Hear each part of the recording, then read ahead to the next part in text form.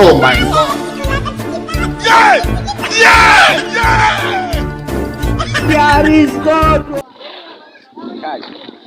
Salamu alaikum. Malam lafiya. Malam Nasi. Ya ake ciki? Lafiya kalau. Kai ɗazu ba na kayi abinci ba? Ai kai dai Malam Nasi bari. Na rantsa almanan Nasi abin takeici ne. Yanzu abinci zan kai cikin ruwa. Na Nasi abin mamaki ne wallahi.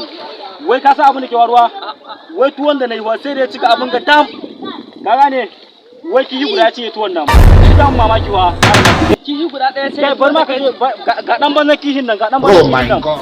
Wai na kashe abinci ya kai naira 6,000 amma wai kihin ga wani 200 aka sai kuma shi ya cinye abincin nan tam cikin ga. Allah dai ya sauka Malam Nasi. Ajasu kai ƙaryanka shi yasa ba ka ganin ci gaba wallahi.